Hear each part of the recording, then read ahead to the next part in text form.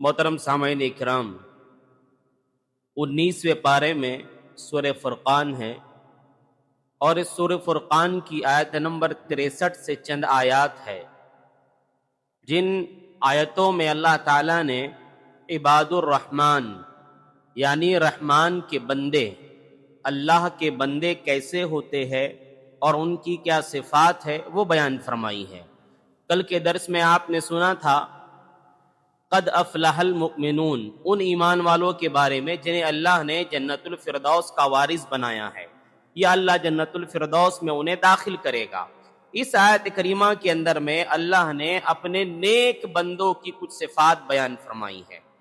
देखिए, अल्लाह फरमाता है व इबादुर रहमानिल्लज़ीना यमशूना अलल अर्दि हौना, और रहमान के बंदे वो है जो जमीन पर नरमी और आजिजी के साथ चलते हैं। व इदा खातबहुमुल जाहिलून क़ालू सलामा, और जब जाहिल लोग उनसे बात करते हैं, उनसे मुखातब होते हैं, तो वो कहते हैं कि तुम पर सलामती हो, तुम पर सलामती हो। देखिए, इबादुर रहमान जो अल्लाह ताला ने यहाँ बयान किया है, अल्लाह का बंदा, तो अल्लाह का बंदा होने की दो हैसियतें हैं, एक तो आम है और दूसरी खास है।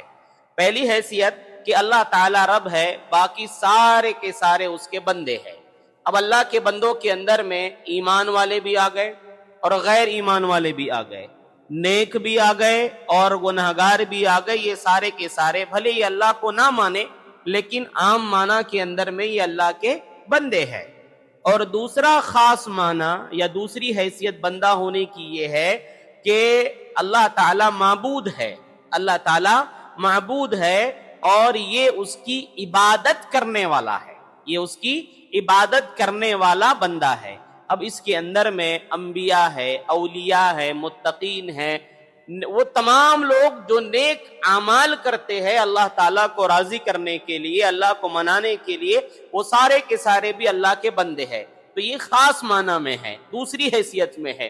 तो लिहाजा यहाँ अल्लाह रब्बुल आलमीन ने अपने जिन बंदों का जिक्र किया है, ये वो बंदे हैं जो अल्लाह ताला को राजी करने के लिए, अल्लाह ताला को मनाने के लिए अच्छे अच्छे अमाल करते हैं, नेकियों के काम करते हैं। उनके अंदर जो सिफात होनी चाहिए या जो सिफात उनके अंदर है वो अल्लाह ताला ने यहाँ पर बयान फरमाई है। पहली चीज जो अल्लाह रब्बुल आलमीन ने बयान फरमाई, व इबादुर रहमानिल्लज़ीना यमशूना अलल अर्दि हौना, कि अल्लाह के बंदे, रहमान के बंदे वो है जो जमीन के ऊपर नरमी के साथ चलते हैं। हौना का मतलब होता है ऐसी चाल या ऐसा चलना जिसके अंदर तकब्बुर ना हो, घमंड ना हो, शेखी ना हो, अकड़ ना हो, उस चाल को कहा गया हौना। तो आप देखिएगा कि नेक लोगों का चलना जमीन के ऊपर कैसे होता है, बड़ी आजिजी के साथ, इनकिसारी के साथ, उनके अंदर झुकाव होता है। झुकाव इस कदर भी नहीं कि वो कमजोर मालूम पड़े, उनके चलने का तरीका ऐसा होता है कि तकब्बुर नहीं लगता, वरना कई लोग होते हैं सीना दिखाकर चलते हैं, तो ऐसी चाल उनके अंदर नहीं होती।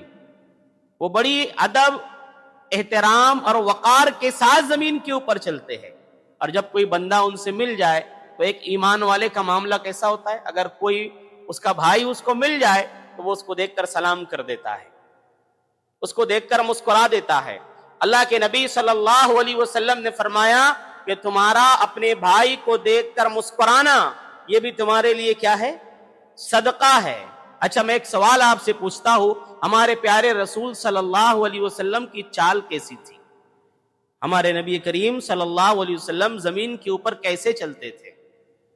आप जानते हैं, अगर कोई आदमी किसी ऊंची जगह पर चले, बगैर सीढ़ी वाली जगह पर, ऊंची जगह पर अगर कोई आदमी चल रहा है तो वो किस तरीके से चलता है? बड़ी मजबूती के साथ और अपने कदम को जमा जमा कर वो चलता है।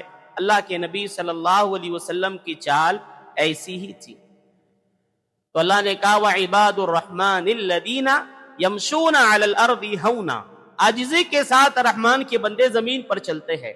और एक बात याद रखिएगा कि इंसान को अपनी अबदियत का जैसे जैसे एहसास होता चला जाता है, वो ये महसूस करने लगता है कि वाकई वो अल्लाह का बंदा है, اللہ رب العالمین اس کا معبود ہے تو ویسے ویسے اس کے اندر نرمی آنا شروع ہو جاتی ہے. اگر وہ تسلیم کر لے، اگر وہ اس چیز کا احساس اپنے اندر لا لے کہ وہ اللہ کا بندہ ہے اور اللہ تعالیٰ اس کا معبود ہے اور اللہ رب العالمین اس کو اچھے کام پر انعام بھی دینے والا ہے اور برے کاموں پر سزا بھی دینے والا ہے، تو اس کے اندر نرمی آنا شروع ہو جائے گی.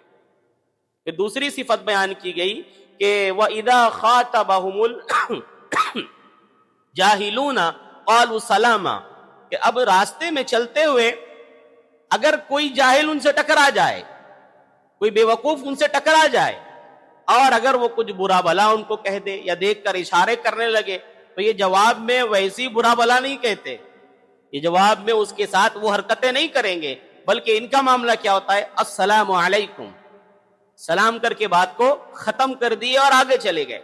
وہ جاہلوں کے منہ نہیں لگتے، جاہلوں سے الجھتے نہیں ہیں، کیونکہ جاہلوں سے الجھنا کوئی فائدے والی بات نہیں ہوتی. اسی کے بعد کہا گیا والذین یبیتون لربہم سجدا وقیاما، کہ یہ عباد الرحمن، یہ اللہ کے رحمان کے نیک بندے وہ ہے کہ یہ اپنی رات اللہ کے لیے سجدے اور قیام میں گزار دیتے ہیں. رات کو یہ سجدوں میں اور قیام میں کھڑے رہ کر اور سجدوں کی حالت میں اپنی رات کو گزارتے، مطلب رات میں اٹھ کر رات کی نماز، تہجد کی نماز کو ادا کرتے ہیں. فرض نماز کے بعد رات کی نماز افضل ترین نماز ہے، تہجد کی نماز. اللہ کے نبی صلی اللہ علیہ وسلم نے کہا کہ تم لوگوں کو سلام کرو، بھوکوں کو کھانا کھلاؤ، اور جب لوگ سو رہے ہو تو تم رات میں نماز پڑھو، اللہ تعالیٰ تمہیں جنت کے اندر میں داخل کر دے گا، تم سلامتی کے ساتھ اس کی جنت میں داخل ہو جاؤ. امام بصری رحمہ اللہ ان دونوں آیاتوں کے بارے میں بڑا بہترین کہتے ہیں